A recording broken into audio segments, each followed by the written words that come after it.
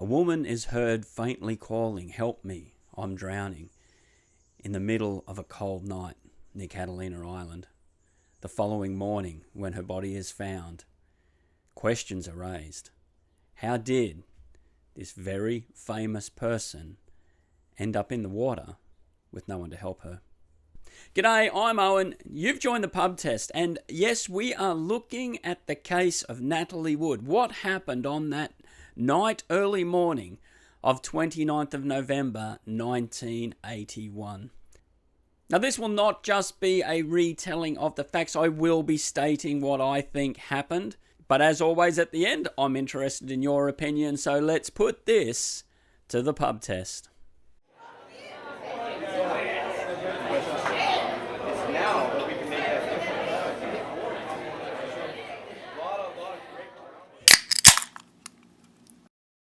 But before we dive into it, I just have to say that these are my opinions only. We are talking about some famous people who are still alive today, and I'm not trying to taint their reputations in any way, but we are looking at a very intriguing event that has captivated people's attention. But there are four central figures to this, but the primary one has to be the victim involved, and that is Natalie Wood. Now, the younger generation are probably totally unaware of who Natalie Wood is. Well, she was born in 1938, but her name was Natalie Zakharenko, and because she was getting involved in the entertainment industry at a very young age, it was suggested changing her name to a more recognizable European, American name, and so it was Wood. But she wasn't the only famous actress in her family. In fact, I think it's Lana Wood. She's still alive today, and she also was quite a movie star too. She was a Bond girl in a 1971 James Bond film. So the family themselves were quite talented.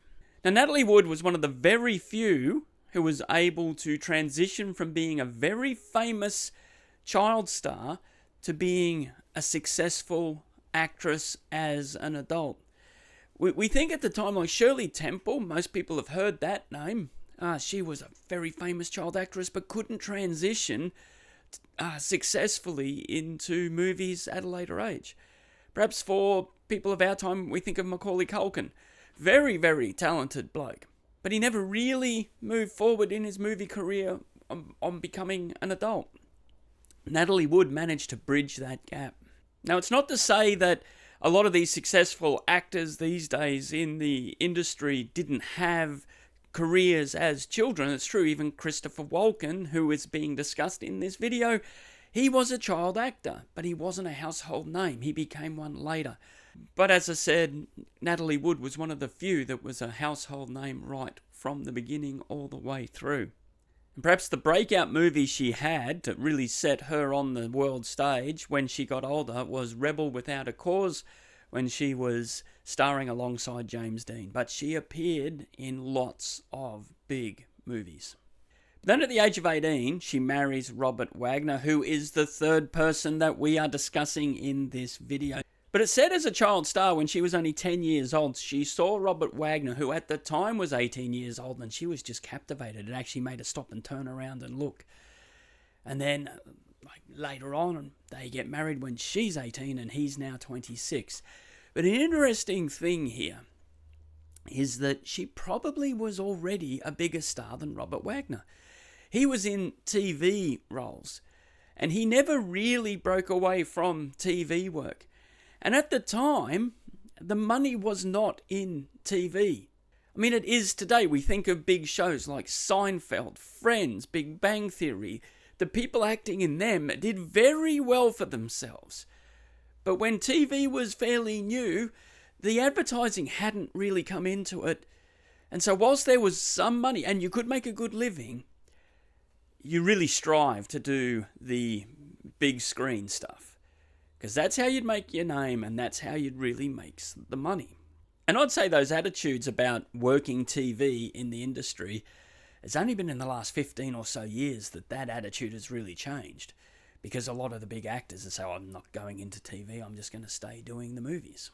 But no doubt the pressures of fame and everything on a young couple like this probably took its toll, and this marriage didn't last too long. But that's not the end of their relationship, as we're going to see. A question, though, we would ask is, why did Natalie Wood get married at such a young age, particularly when she was starring in lots of movies with some other very famous actors herself, and it's suggested that she already had a few relationships with some of these. Well, I would suggest, and I could be totally wrong, but she did need a measure of protection from the industry itself. It's stated, and I won't go into the rumours of certain people, but it is said that there were some non-consensual relationships that was forced upon her when she was younger, even at the age of 16.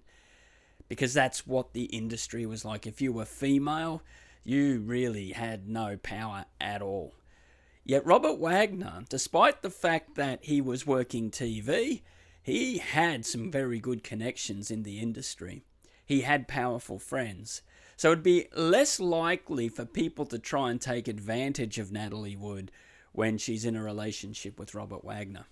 Now, I'm not saying that's the only reason why they got married, but my point being there is that she did get that measure of protection by being involved with someone who was very powerful in the industry.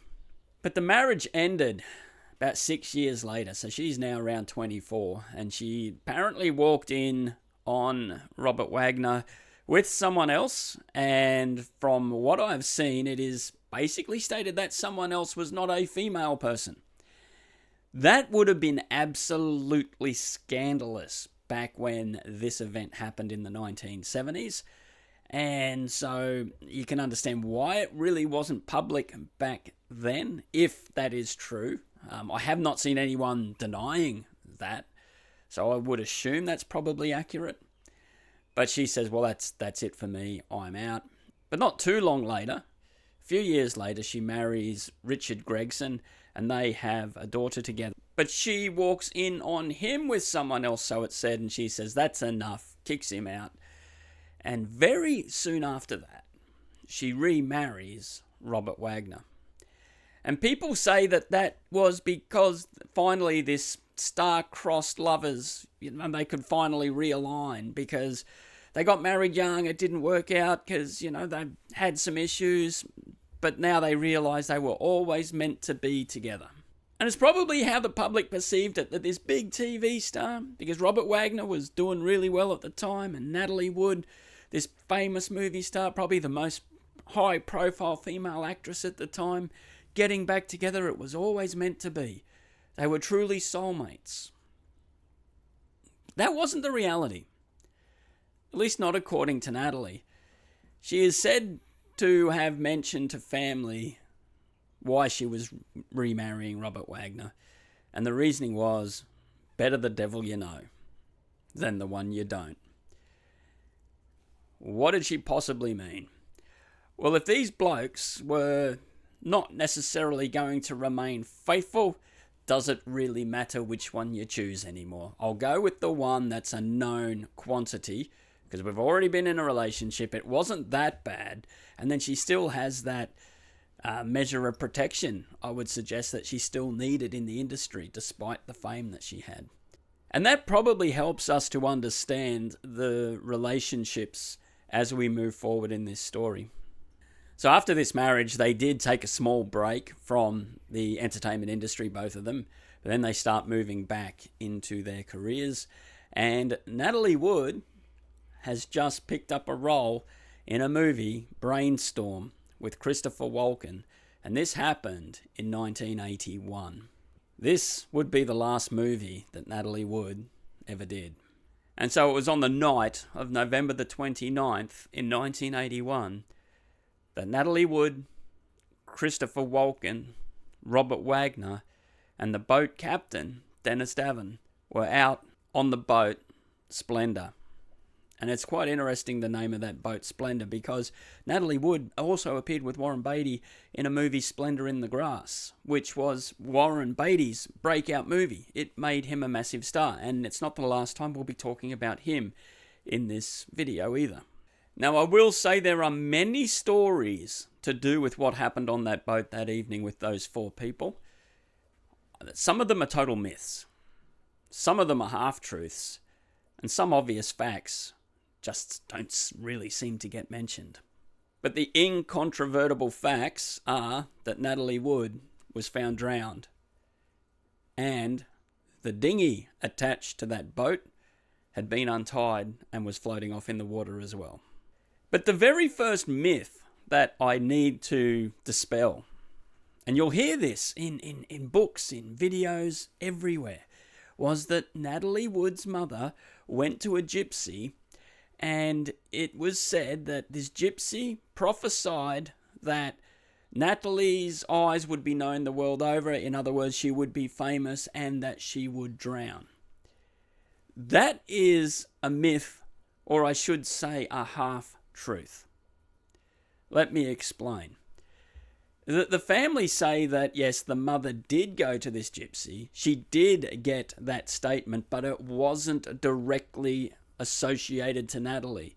So the mother was warning all the girls in the family, hey, this could happen to you. One of you is going to be famous and possibly going to drown. In fact, the mother even thought it could happen to her. So Natalie's mother and Natalie herself never learnt to swim, were very careful around the water, or scared of the water, people would say. And people said that Natalie was terrified of the water for that reason. But the thing is, as I've said, like Lana, Natalie's sister, was also a famous actress. So it could have applied to her. If something had have happened in her life and she ended up drowning, well, they would have said, well, the gypsy was talking about her, not Natalie. But the general thought is that Natalie was terrified of the water because of this prophecy. That really doesn't pass the pub test. I know people say that was the case, but she got remarried on that boat to Robert Wagner, that boat Splendor. Yes, this is the boat that she ends up losing her life on. Well, it was a significant thing for this couple. She spent a lot of time on the water, but I would say that she was very cautious on the water, but she didn't have paralyzing fear. So I just think that that's important to clear up. The next thing to talk about is the autopsy. So when they find the body, they do their examination, and people say that was totally faked, and the information in there was just done to cover up the true crime that happened. And the question is why? Well, a very quick verdict came out of drowning, accidental drowning. And people say that was done because the famous people on this boat, Robert Wagner, but Christopher Walkin was the hottest male star at the time as well. So you've got Natalie Wood and Christopher Walkin on this boat. And so they're saying, no, we're just going to cover this over because, we don't want the attention here. That wouldn't pass the pub test today, would it? There's no way authorities would smooth things over just because someone was famous. In fact, they'd probably go the other way. But in all honesty, back then, there probably was a measure of truth to it, that celebrities would get a little bit more favourable treatment. But why I don't believe that is the case to do with this autopsy fully is because, well, look, Natalie Wood was famous too, and this happened to her. She wasn't a nobody, and her family weren't nobodies. So they were putting pressure on the authorities to actually find out what really happened. So I don't think that they would have just swept this under the rug.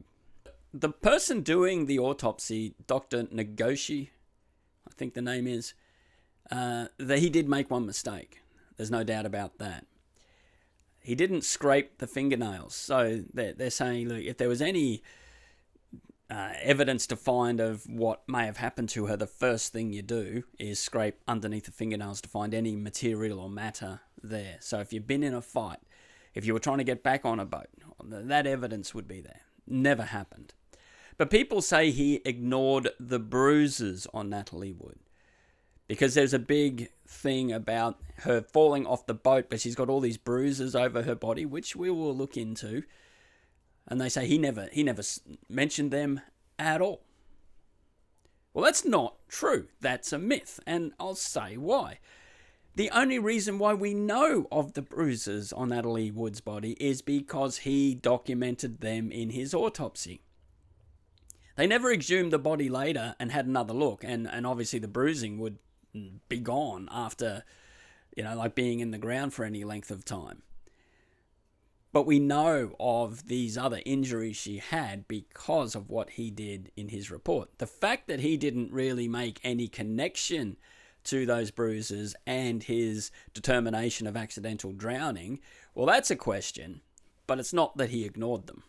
But this cost him his job, this particular autopsy that he put out, not because of people saying he didn't do a good job. It's because he came out and said that these people were drunk. Natalie Wood had a alcohol content in her body of 0.14, which is 3 times the legal limit in Australia. And that's after being in the water for a length of time. So who knows how much was in her system when she fell off that boat. And apparently it was Frank Sinatra himself who sent a letter to the authorities there at Catalina saying, hey, get rid of this bloke because we don't want him running his mouth about our personal lives. He's going too far because the media will take what's being said and it doesn't make us look very good. And yeah, he did get fired. And that wasn't his first indiscretion when it came to maybe giving a little bit of personal information out about these celebrities that they didn't want known. So also say that this doctor, he wasn't overly awestruck by celebrity because he did talk about some of the private stuff that other people didn't want known.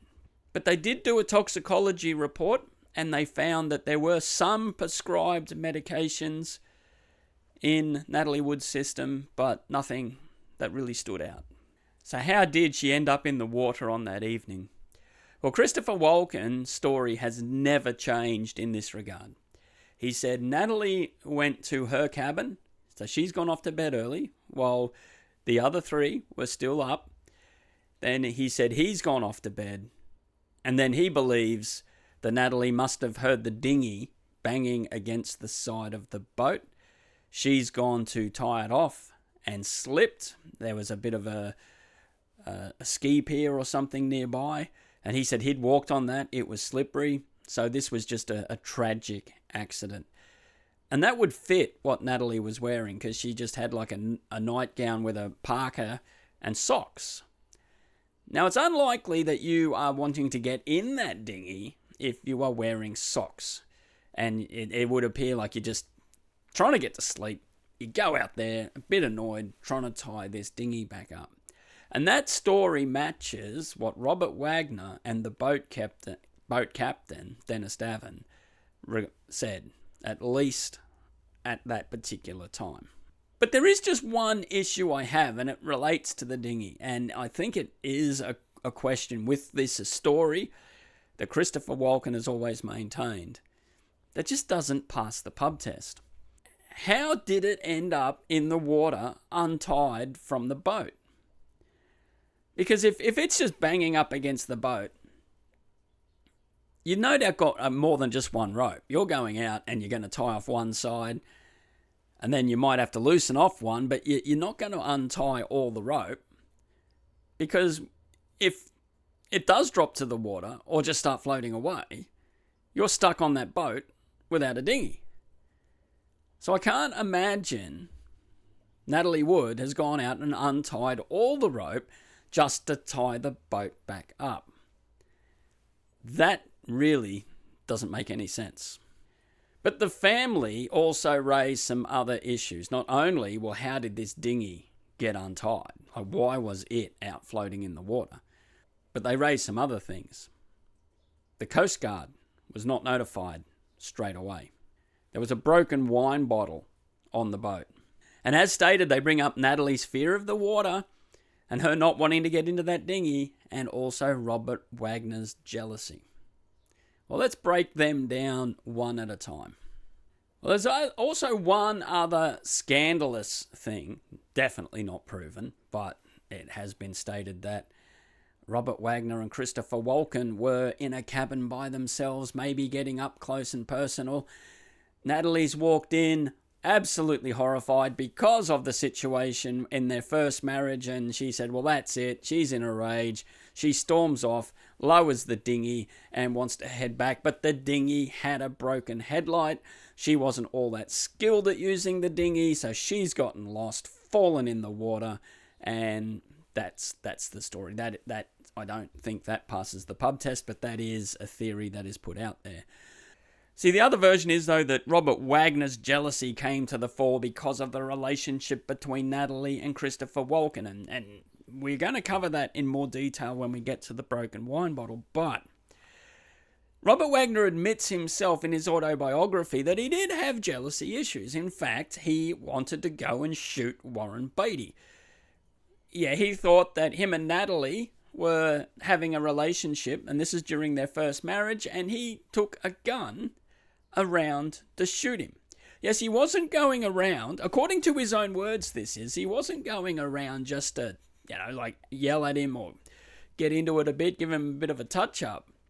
No, he was going to go shoot him. Obviously, that rage calmed down, but we could see if he could get to that level as regards jealousy. Maybe Natalie had had enough and she was getting onto that dinghy just to head back into the mainland. But the family say that just wouldn't happen. She never did that. But from what I've seen, that's not true. That's a bit of a myth. It is known that Natalie Wood used that dinghy by herself at times. So I go back to saying she wasn't totally paralyzed with fear because of the water, but she was very cautious. I would ask the question, would she do so at night time? And then we get to the broken wine bottle. Now, Robert Wagner initially says there was no argument on the boat. Later, again, in his autobiography, he does say, okay, there was an argument on that boat. But that broken wine bottle had nothing to do with it. It must have just been sitting somewhere, and they were drinking a fair bit of wine. And so who knows where these bottles get left, and it's just fallen off and smashed onto the deck. But the one that really sort of is suspicious, we would say, is the fact that the Coast Guard were not notified immediately when it was noticed that Natalie was missing. In fact, it took a few hours. Now, Robert Wagner's reasoning for this is that the Coast Guard are a public agency, and Natalie probably had taken the dinghy to another boat just to party on a bit, maybe carry on a little, and he said she was known to do that. And I, didn't want this broadcast around everywhere because no doubt that would affect both of their careers. So we would think that seems absolutely ludicrous. If your wife has gone missing, surely you would be raising that alarm. But we're not celebrities. We're not that famous. We don't necessarily know how you might want to protect your reputation. I can understand to a point why you wouldn't immediately just raise that alarm if you genuinely believe that she was okay. But then at the outset I mentioned that someone heard these cries for help and that it stated that it was Natalie in the water saying, "Help me, I'm drowning." And I believe this person was Marilyn Wayne, who was on a boat nearby. So there were other people that could hear a little bit of what was going on. But it said that she didn't come forward and say anything because she received threatening letters to say, "Keep your mouth shut." And that threatening letters, I've never seen who officially sent them, but the way it's presented, it seems to suggest that it may have been from this, Hollywood A-listers trying to protect Robert Wagner. Frank Sinatra is generally mentioned in that vein, remembering he did get that doctor fired. But they never state who sent these letters. But there's also a question about whether that person heard anything at all. And we're going to look at another reason very shortly as to why. But the first reason I have to question whether or not that ever happened is just the general code on boats. If you are on a boat and if you think someone's in the water, what do you do? Remembering you don't have this problem about I don't want to bring attention to myself. like celebrity-wise. You would turn all your lights on. You'd shine things in the water. You'd notify the Coast Guard. You would say, I think somebody's in the water. I'm hearing these cries for help. You would have the place swarming. Now, there was no threatening letter when she heard these cries for help, but nothing was done to help someone drowning in the water. To me, it just sounds like a story that's come up after the event, because surely you would have done something that very evening. So I'm not sure at all if that part of the story is true at all. So I sort of just discount it, particularly because that was only mentioned years after the event. But as I say, the story of Christopher Walkin, Robert Wagner, and the boat captain Dennis Davin doesn't change for a couple of years. But then the boat captain Dennis comes up with what he says is the true story. He said they'd been drinking and getting into some other gear as well all evening. He said that Robert Wagner was trying to show off to Christopher Walkin, show him the whole boat, and Walkin really just couldn't care less. He wasn't worried about the boat at all, wasn't impressed, but, he's just trying to be a nice guest. But it said that Natalie and Christopher Walkin were flirting a little, and Robert Wagner was getting more and more upset as the time went on. And as they had imbibed quite a lot of alcohol, Robert Wagner snaps at one point, smashes a wine bottle that was full and glass sprayed all over Natalie, as well as no doubt probably some wine. And he says to Christopher Walkin, do you want to have a sexual congress with my wife? Do you really want to have sexual congress with my wife? I think you know the word he probably was saying, but I'm not using it. But yet you get the idea. And Christopher Walkin says, I've had enough of this. He goes off to his cabin. Natalie and Robert Wagner go into another cabin, and Dennis is hearing an assault take place, a physical assault. Like a full-on fight is going on. He gets worried. He goes and knocks on the door and says, hey, is everything all right? And he's told to go away. So Robert Wagner yells at him. So he leaves the scene. He can't stand the sound of this fight going on, so he cranks up the music on the boat. And then he notices, obviously after a while, things are a bit quiet. So he turns the music off and goes and finds out what's going on. Can't find anyone, well, at least he doesn't check Christopher Walkin's cabin, but doesn't see anyone in the cabins underneath. So then he goes to the back of the boat, and there's Robert Wagner standing there. And he says, Natalie's missing. Can you go look for her? So he goes and checks the boat, even going into Christopher Walkin's room, and doesn't find her. He comes back and she's missing. And he says, we got to turn the searchlights on. And Robert Wagner says, no, we're not doing that. He goes, well, we got to contact the Coast Guard. Robert Wagner says, no, we're not doing that. We're going to have a drink. We're going to sit down and have a drink and think about this, which they do for a few hours. And then finally, the alarm is raised, and we know the rest of the story. Just touching on that music being cranked up really loud, that witness who said they heard someone in the water, it's unlikely they would have heard someone in the water if Natalie was near that boat with the music that loud, and no one mentions this music either. But again, so there are some inconsistencies in all these different stories. But it doesn't end there, this story. Davin, and this is true, this is a fact, Dennis Davin, is the one who goes and identifies Natalie Wood's body. Robert Wagner, the husband, does not go. His reasoning, Robert Wagner's, is that he didn't want to remember Natalie that way. He wanted to remember her as she was. And look, everyone's different, and I possibly think I would be the same. I don't really deal well with those sorts of things myself too, so I'm really not sitting in judgment on that. But Robert Wagner lawyers up straight away. And people say, well, that's suspicious. And not only that, he gets Davin a lawyer. And he makes sure that Davin is living on the property, the Wagner property, so that he, is said, can control the story that's being spread. This is coming from Dennis Davin. But after a couple of years, he can't keep this story inside. He's got to let the truth known. And so he finds a friend of his, an investigative journalist, I think it's Marty Rulli. Hope I got that pronunciation right.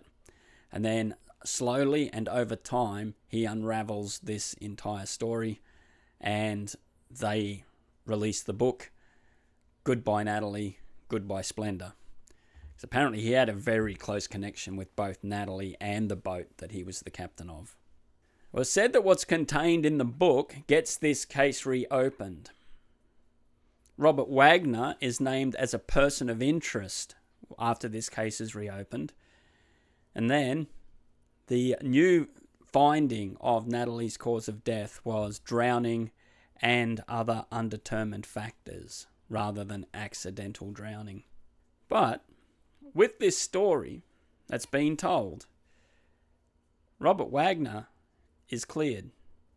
They actually take him off. He's no longer a person of interest in the death of Natalie Wood. We'd have to ask the question as to, well, why? When we have such a amazing story that an eyewitness told on the boat. Well, if you saw a horrendous crime, or you believed you knew something really suspicious, and you've sat on it for a few years, and your conscience has got to you, who are the people you go and see first? Would it be the police? Possibly. You've got to get this off your chest. Yes, you know I could be in trouble here, but I'm going to go and just tell this story. Maybe. But I can see why you might be a bit reluctant. Would you go find a lawyer? And he had a lawyer. And talk to them and say, look, I've got to get this story out. How do we go about this? And the lawyer would be like, yep, no worries. I'll go with you. We'll sort this out. We'll make sure you get immunity for whatever you're going to say. I could see that as being the most likely course of action in this case. Absolutely. What I don't see is why you would go to someone who is just going to write a book. Now, there's no evidence that I have found to say that they went to the authorities first. No, but this was just a story and they were going to make money. And so I saw an interview and where that question was asked, did you just do this book to make money? And the reaction and the way Dennis Davin responded to me, just as an opinion, sounded like, oh yeah, well, no, we didn't do it for the money. No, that wasn't the reason. And that's how it sounded in my mind. I would say if you were really conscience-stricken, you wouldn't be just putting it in a book. So I really do question that story in its entirety. Because for me, the way that was presented doesn't pass the pub test. But they say, well, no. Like, this is true because we made sure that, we polygraphed him. So it said that the writer of the book polygraphed him a couple of times to make sure what he was telling was the truth. And he passed those polygraphs. Now, if you're here, it probably means you're interested in true crime. And in this day and age, we know that polygraph testing is not admissible in court. Like, if you go for a polygraph test because you're being questioned on a crime, and they say, well, do you want to do a poly? I'd say absolutely. And if they came back and said, well, you failed that, I'd say, that's great, mate. Let's take it to court, though. You take that into court because I'll get that thrown out. Whether I did the crime or not, I would argue the polygraph left, right and centre. And not just that, with polygraph testing, they're like these expert witnesses at trials. You get one who will do a test and say, oh, he passed, and the next bloke could do the same test at the same time and say, oh, he totally failed. Now, I will say that polygraph testing does have some validity. But I will also say quite strongly that the results are very subjective. And I don't think an independent person did these polygraph tests. But they use it to say he's telling the truth. But if that story was true, then everything Christopher Walkin said has been a lie in every story that he's ever told. And he has never been considered a person of interest in this case at all. And interestingly, I've never found any evidence to show that Robert Wagner sued Dennis Davin or the publisher or the writer for the book. And you'd say, well, he must think it's true then, but actually no, the opposite's the case. Like, why give publicity to something that you just think is total nonsense? It's sort of like Queen Elizabeth II when she was alive. Her motto of never complain, never explain. Sometimes that is the best way to let certain scandalous things just slide away. But the one thing that I just find funny with that whole story is the big fight that happened in the room with Robert Wagner and Natalie Wood. And yes, bruises were found on her body consistent with what some people would say a bit of a fight. Dennis Davin says in his book that when he saw the body, it looked like she'd been assaulted. But again, that's his story. But other people had seen bruises on Natalie the day before, for whatever reason. Now, I don't know what was going on in their personal life, but it's not all these bruises didn't happen that evening. But the other thing is, nobody reports any scratches or bruises or anything on Robert Wagner. Now, I know people say the police just brush things under the carpet. That detail, to me, just does raise a few more questions about the boat captain's story. So what do I think really happened? What passes the pub test for me? Well, I would say that Natalie did go off to bed early that evening because she'd spent the night off the boat the previous evening with the boat captain, if that part of the story can be verified as well. But that would mean that Robert Wagner and Christopher Walkin were getting along okay. But maybe Robert Wagner's jealousy was coming up. They had been drinking. He was becoming a bit more volatile, so she just wanted out of that situation. And it is said that their relationship, Robert Wagner's and Natalie Wood's, was starting to struggle a little bit, and maybe she'd finally just had enough. Now, the one thing that makes no sense in this as to why you would decide to head ashore just in socks and a nightgown and a bit of a parka, a bit of a waterproof jumper thing over the top of you, because then what are you going to do? Rock into a hotel and say, I want a room? Well, she was well known, so she could do that, but the other factor is good judgment goes out the window when you're drunk, and possibly on other gear. And maybe you've been in that situation too. Good judgment has left you and you've done something and you realise that was really stupid.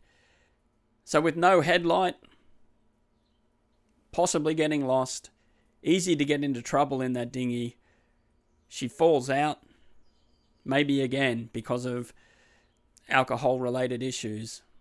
And it said that there could have been scratch marks on the side of that dinghy, like someone was trying to get back in. We don't know that for sure because there were no scrapings done on their fingernails, as I stated. But then, yeah, tragically, she's found the following morning and passed away. I just don't accept the testimony or the story of the boat captain, which I really feel was just a thing done to make some money by selling a book. Now, I'm very sure, too, that there will be secrets on that boat that will never be revealed. There's probably only truly one person that knew what happened, and she's not around to tell that story. But I don't think there was a mass Hollywood cover-up to do with this tragedy. But let me know what you think. I may have missed something totally obvious, and I'm open to that conversation as well. If you want to check out, try a community post. I don't know how you add one, but if you can find a way of doing it, throw a community post up. And so then the whole conversation can be kept into one rather than just in individual comments. Yeah, it can be a conversation amongst everyone here at the Pub Test. But as always, your viewing is genuinely appreciated. Make sure you give us a subscribe and a like. I'm Owen. You've been watching the Pub Test, and we will see you on the next one.